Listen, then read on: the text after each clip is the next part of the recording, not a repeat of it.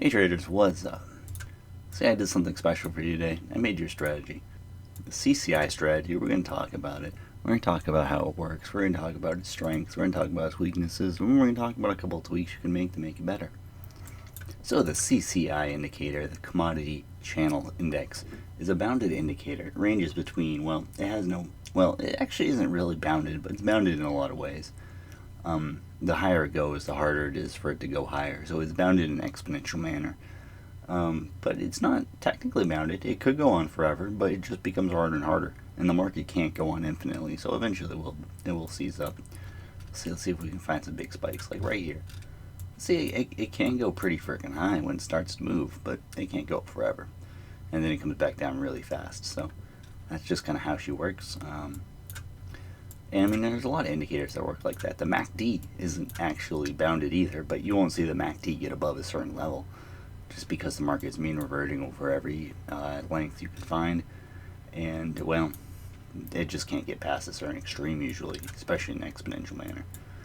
So, how do people use this to trade? Well, they use it a lot like the RSI.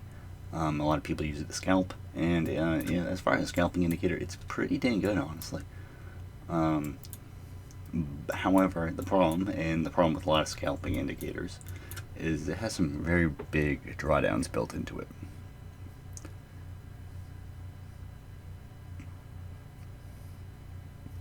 That's account blowers right there, especially if you scalp with size like some people do. So like any scalping strategy, you're going to need to develop some sort of advanced stop mechanism or something go along with this. I want to just run this by itself in this form at this length. So let's look at a back test to see how it performs. So you can see it just kind of chopped around the zero line. It really didn't do anything spectacular either way. You can see those big drops like I was talking about, really evident. And it does weigh it down. So at this length, it's really not going to do much, and it has an extremely large sample size and small hold time, so you can spend a lot of time thinking about that, or the indicator will.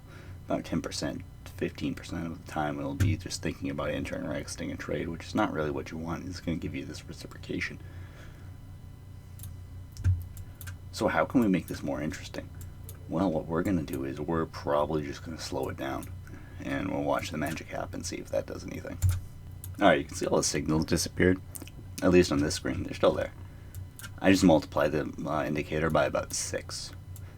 So what happens when you take a fast chart with a fast indicator and then you start running on really slow speeds?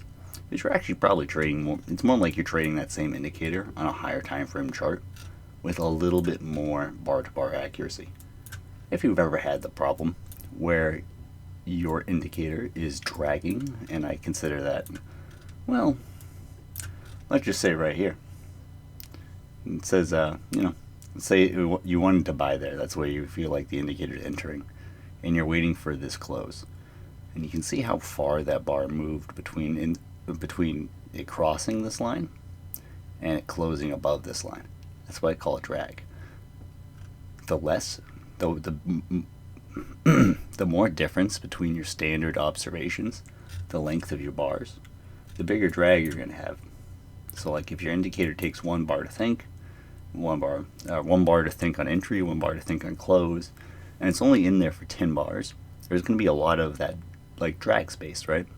It's about 10% of the total distance on a absolute basis. So what we can do to fix this and kind of make things a little bit more precise is we can just back this indicator far out, and we can eliminate a lot of that bar drag, which is going to give us a lot of that weird reciprocation we see around the zero line on the results. So let's go ahead and sorry. So let's go ahead and pull up the results, see what this looks like. Bam. See, it was actually a pretty solid indicator, and this one is probably more people would consider more as a trend trader, but I still consider a reciprocator just because you set it to a longer length, and each trade is probably going to stretch across what people would look at it on a single screen. People would call it a trend indicator, but a trend is just a long reciprocation and vice versa. Reciprocation is just a very fast trend, and I think we'll get into that another time. So this did very well. Let's look at the performance summary. Let's see, there's a few good things right off the bat. First of all, average trade, pretty good.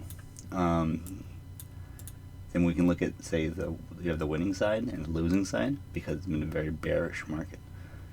So if we look at the ratios from the largest loser to the largest winner on the winning side, and the same on the losing side, and compare them, you get a really good average ratio out of it. And then you have pretty good win rates at about 70% across over 100 samples. That's solid. So again, I built this indicator myself. The way I did that, I just took the standard code for the commodity channel index that's built into Tradingview.